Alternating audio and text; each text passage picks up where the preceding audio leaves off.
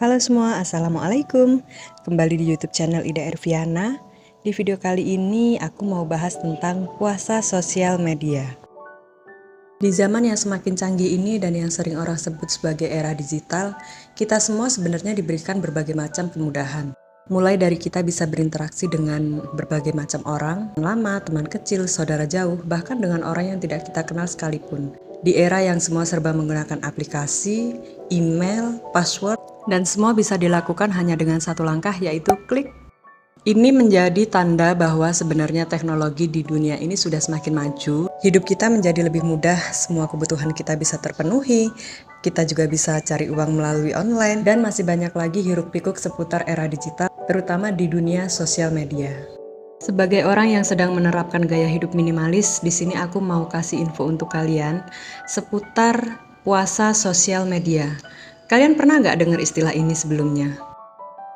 Hidup minimalis ini mengajarkan kita untuk mempunyai sedikit barang, untuk memikirkan sedikit gagasan, serta kita juga dituntut untuk menyederhanakan hidup kita.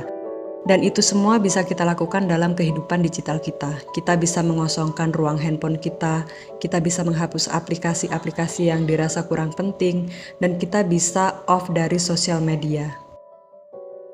Tanpa kita sadari, kita hanya akan menghabiskan waktu berjam-jam untuk scroll media sosial, untuk mengetahui kabar artis yang kita favoritkan, dan masih banyak hal lain yang kita lihat serta kita serap dari sosial media. Padahal kalau dipikir-pikir, manfaatnya pun belum tentu banyak untuk kita. Sedangkan kalau kita telaah lagi, sebenarnya masih banyak waktu yang bisa kita gunakan untuk melakukan hal-hal yang lebih bermanfaat. Contohnya saja bercengkerama dengan pasangan, bercengkerama dengan anak, belajar bareng anak, bermain bareng anak, membaca buku, mencari inspirasi. Kita bisa melakukan hal-hal yang kita sukai, hobi kita, nulis diary. Pokoknya semua bisa kita lakukan tanpa harus bergantung dengan sosial media. Tapi akan lain ceritanya, khususnya untuk kalian yang memang bekerja secara digital dan menggunakan handphone ataupun komputer. Misalkan saja penjual online, setelah itu influencer, konten kreator, dan para pekerja yang menggunakan internet. Selama memang itu bermanfaat, apalagi sebagai sumber penghasilan kalian, lanjutkan. Tapi bukan berarti kalian harus larut berjam-jam dalam dunia sosial media kan? Kalian harus lebih bijak lagi dalam menggunakan sosial media. Selain bisa menghabiskan sebagian dari waktu kalian, sosial media juga membuat pikiran semakin runyam. Memang kita berkedok, kita bisa menyendiri, kita bisa sendirian dalam bermain sosial media. Tapi sebenarnya pikiran kita itu ramai, riuh, dan sangat lelah karena kita harus membaca, kita harus menyerap informasi, kita melihat interaksi, kita berinteraksi sendiri. Kan ada juga sebagian sosial media itu sebagai sumber. Nah, itu dia yang memang penggunaannya tidak secara bijak. Mulai dari sekarang, kita belajar yuk untuk puasa sosial media. Kita hanya boleh menggunakan sosial media apabila itu sangat-sangat terdesak dan dibutuhkan. Kita hanya akan menggunakan sosial media untuk membagikan informasi-informasi penting yang kiranya bisa dikonsumsi halayak luas. Tapi jika memang kalian berpikir, kayaknya nggak perlu deh aku posting ini, stop. Jangan paksain untuk posting hal yang tidak penting, meskipun hanya sekedar foto kalian sendiri.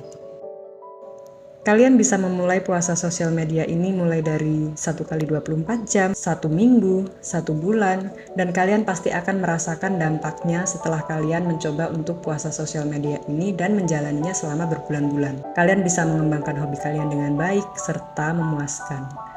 Pokoknya kalau menurutku, bermain sosial media itu memang banyak untungnya. Iya benar, karena kita bisa berinteraksi dengan teman lama bahkan teman jauh. Tapi, apa kalian pernah berpikir kesehatan mental kalian karena bermain sosial media? Dengan bermain sosial media, di situ yang kita lihat kadang hanya kebahagiaan orang lain, pencapaian yang luar biasa dari orang lain, sehingga tak jarang kita hanya akan membandingkan kemampuan diri kita dari orang lain, pencapaian kita dengan orang lain. Pokoknya di situ kita hanya berperang dengan kesehatan mental kita sendiri. Mulailah perbaiki komunikasi dengan diri kita sendiri. Menyendiri dan berdiskusi dengan diri sendiri itu bisa kita lakukan pada saat kita beribadah. Kita meluangkan waktu untuk bercakap-cakap sendiri dengan hati kita. Dan aku yakin di situ kalian pasti akan menemukan ketenangan. Dibanding kalian hanya akan scroll media sosial. dibanding kalian harus scroll media sosial.